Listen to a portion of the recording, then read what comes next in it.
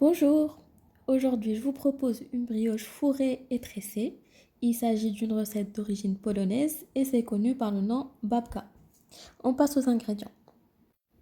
On aura besoin de 500 g de farine, 2 œufs, 80 g de beurre en morceaux à température ambiante, 60 g de sucre, 200 ml de lait tiède, 10 g de levure boulangère sèche ou alors 20 g si vous utilisez la levure fraîche et 2 cuillères à soupe de fleurs d'oranger ou alors un sachet de sucre vanillé si vous préférez et une petite pincée de sel. À l'aide d'un robot ou d'un fouet manuel, on va mettre d'abord dans le robot ou dans un bol les 2 œufs, le sucre, le lait, l'eau de fleur d'oranger ou alors du sucre vanillé. Et on va tout mélanger pendant 30 secondes.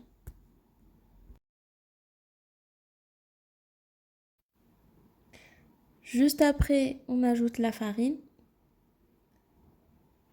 et la levure boulangère ou alors la levure fraîche, comme vous le souhaitez. Puis on commence le pétrissage et on laisse pétrir pendant 5 minutes minimum. Et à la fin, on vient rajouter les morceaux de beurre qu'on a à température ambiante et on remélange jusqu'à ce qu'ils soient bien incorporés dans la pâte. Une fois que la pâte est prête, on forme une boule qu'on va venir poser dans un bol qu'on a préalablement légèrement huilé. Puis on la couvre et on la laisse reposer pendant 1 heure à 1 heure et demie.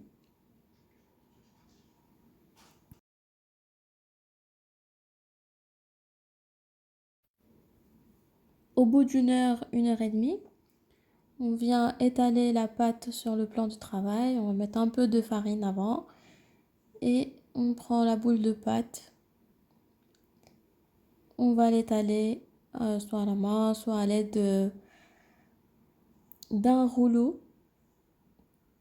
Et on va essayer de l'étaler sous forme de rectangle.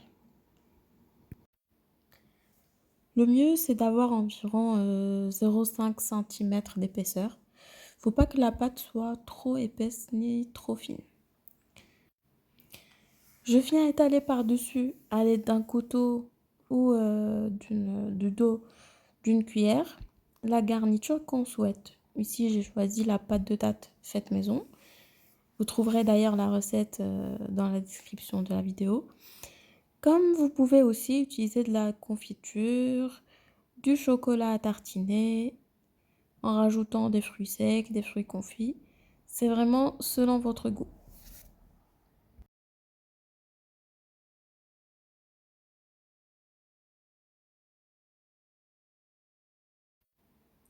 Une fois qu'on a fini d'étaler la garniture, on vient enrouler un peu serré la pâte jusqu'à avoir un rouleau. Je mets un peu de farine sur le plan de travail, histoire que ça colle pas sur mon plan de travail. Et je vais venir couper le rouleau en deux à la verticale.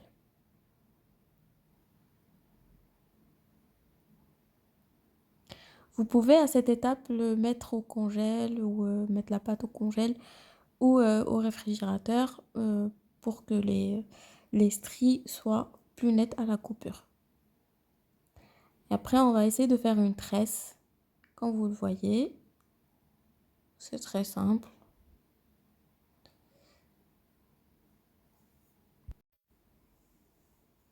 Alors la longueur de la tresse doit correspondre à peu près à la longueur du moule qu'on a.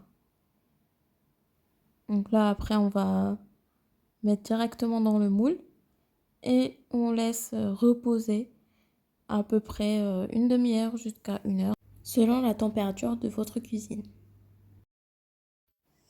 Et juste avant de laisser reposer, on va mettre du film alimentaire au-dessus et une serviette. Une fois reposée, on va enfourner la brioche dans un feu préchauffé à 180 degrés pendant 25 minutes.